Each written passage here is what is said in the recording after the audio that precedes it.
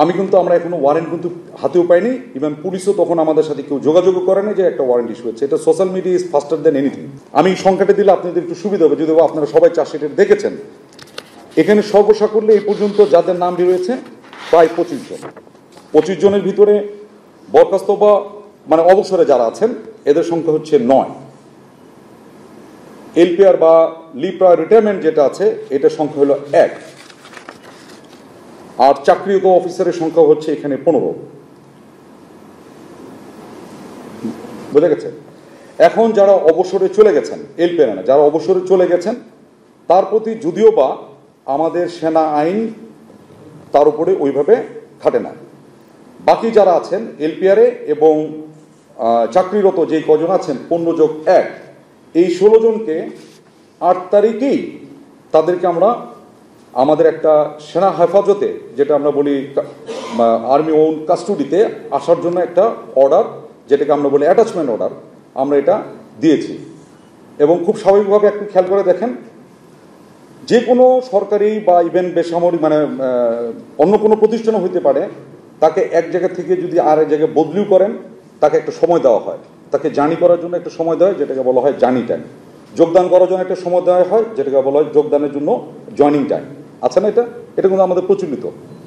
ঠিক সেরকমও তাদেরকে 8 তারিখে বলা হয়েছে, অ্যান্ড এটা ঘটেছে বিকাল অথবা সন্ধ্যার কাছাকাছি সময়, এবং তাদেরকে বলা হয়েছে 9 তারিখের ভিতরে তোমরা সেনা হেফাজত ঢাকা ক্যান্টনমেন্টের একটা আমরা বলে দিয়েছি এই জায়গাতে তাদেরকে অ্যাটাচ করার জন্য, MN2 অ্যাটাচ মানে সংযুক্ত হওয়ার জন্য। কেন বলছি যে তারা তো বিভিন্ন জায়গায়, কেউ হয়তো ব্রিগেড কমান্ডার ছিল, কেউ হয়তো স্টেশন কমান্ডার ছিল, কেউ হয়তো বিভিন্ন অ্যাপয়েন্টমেন্টে ছিল। এইটা তাকে ইমিডিয়েটলি ওই অ্যাপয়েন্টমেন্ট বা নিযুক্তিটাকে রিলিজ করে আমাদের সেনা হেফাজতে আমাদের একটা আছে মানে মুভ অ্যান্ড কোয়ার্টারিং বলি MN2, এইটার আন্ডারে চলে আসার জন্য 9 তারিখে ভিতরে তাদেরকে আসতে বলা হয়েছে। এটি কি আমি বুঝতে পেরেছি? তো এখন আসি আমরা কেন এই সেনা কাস্টডিতে তাদেরকে আসতে বললাম, এটাও একটা ব্যাখ্যা দিয়ে দিই। আমি কিন্তু আমরা এখনো ওয়ারেন্ট কিন্তু হাতেও পাইনি, ইভেন পুলিশও তখন আমাদের সাথে কেউ যোগাযোগও করেনি যে একটা ওয়ারেন্ট ইস্যু হচ্ছে। এটা social media is faster than anything. Legal side to legal মতো যাবে, social media is faster than legal. So এটা আমরা জেনেছি এবং আমরা ওইটাতে স্বপ্রণোদিত হয়ে আমরা প্রথমে বলে নিয়েছি বাংলাদেশ সংবিধানের স্বীকৃত সকল আইনের প্রতি আমরা শ্রদ্ধাশীল। ঠিক সেই কারণে আমরা কিন্তু দেখেন পাওয়ার আগেই 8 তারিখে তাদেরকে নিযুক্তি চেক বাদ দিয়ে তাদেরকে বলেছি 9 তারিখের ভিতরে তোমরা সেনা হেফাজতে চলে আসো। এবং আপনি একটা বিষয় একটু বলে রাখি, আপনি কথা শোনার চেষ্টা করেন। এটা বাংলাদেশ সেনাবাহিনীর এটা এইজ ওল্ড প্র্যাকটিস। সেনাবাহিনীতে এইরকম এটার মতো না হলেও অন্যরকম বা এর থেকেও বেশি সেন্সিটিভ অনেক কেসের ভিতরে বাংলাদেশ সেনাবাহিনী 54 বছর পার করে আসছে। ওই সময়ও আমরা এরকম যাদের নামে অভিযোগ উঠে তাদেরকে আমরা এরকম হেফাজতে প্রথমে নিয়ে নিই, তারপরে তার বিচার কার্য শেষ হয়। সেটা আপনারা শুনেছেন, field general court martial, summary court martial ইত্যাদি শুনেছেন না? এই কোর্ট মার্শালগুলো বিভিন্ন প্রকারের কোর্ট মার্শাল আছে, এইগুলো সব শেষ করার পরে রায় যখন হয় তখন তার বিচারের রায় অনুযায়ী আইনানুগ ব্যবস্থা গ্রহণ করা হয়। কেউ বরখাস্ত হয়, কেউ জেলে যায়, কেউ ছাড়া পায়, কেউ ইত্যাদি ইত্যাদি। এটা কিন্তু আজকের না, গত 54 বছরে সেনাবাহিনীর এইরকম অনেক ঘটেছে। সবগুলোর ভিতরে আমি এত কিছু বলার এখন অবকাশ কম, জিজ্ঞেস করলে বলতে পারবো। এরকমভাবে হয়েছে এবং খুব সেন্সিটিভ ইস্যুগুলো তো হয়েছে, এটা আপনারা একটু মনে রাখেন। আপনারা হয়তো অনেকে হয়তো ধরতে পারছেন আমি কোনটা মেইন করছি। এর ভিতরে একটা জিনিস ঘটে গেছে, সেটা হলো যে আমাদের যে 15 জন চাকরিরত আছেন এর ভিতরে 10 জনই রেসপন্স করেছেন। শুধু একজন, তাকে আমরা বলা হয়েছিল, তাকে মেসেজ দেওয়া হয়েছিল is to stay in Dhaka cantonment, কিন্তু উনি 9 তারিখের শেষ অবধি পর্যন্ত উনি জয়েন করেননি। বিধায় 10 তারিখে আমরা তার সাথে আবার যোগাযোগ করার চেষ্টা করি, তার পরিবারের সাথে যোগাযোগ করার চেষ্টা করি এবং যোগাযোগ স্থাপন করি এবং জানতে পারি যে উনি অ্যাকচুয়ালি তার আগের দিন মানে 9 তারিখ সকালে উনি বাসা থেকে বের হয়েছিলেন একটা আইনের সাথে আইন পরামর্শ নেওয়ার জন্য।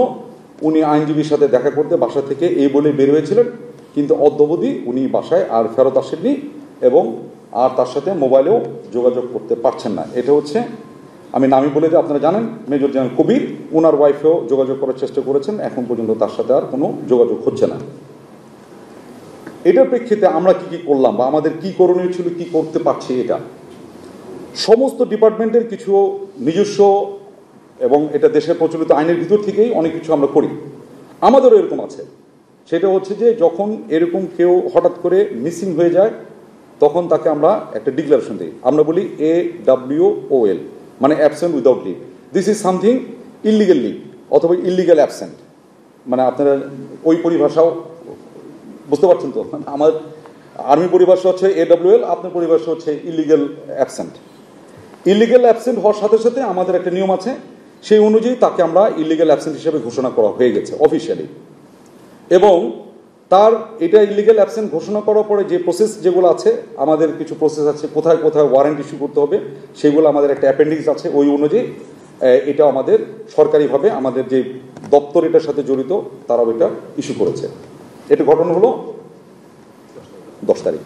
আর আজকে এই জন্য আপনাদেরকে ডাকছি, সবচেয়ে কারেন্ট ইনফরমেশন দেওয়ার জন্য, ঠিক আছে? বাকি 10 জনের মধ্যে খালি 10 জন না, 15 জনের মধ্যে একজনকেই শুধু মিসিং, বাকি সবাই জয়েন করেছে, এই হেফাজতে চলে আসছে। 14 জনই আমাদের সেনা হেফাজতে চলে আসছে। আর এলপিআর একজন আছে, সেও আসছে, এলপিআর যে আছে সেও জয়েন করেছে। তো 15 যোগ 1, 15 হচ্ছে অ্যাক্টিভ সার্ভিস, একজন হচ্ছে এলপিআর, এর ভিতরে একজন মিসিং, বাকি সবাই জয়েন করেছে।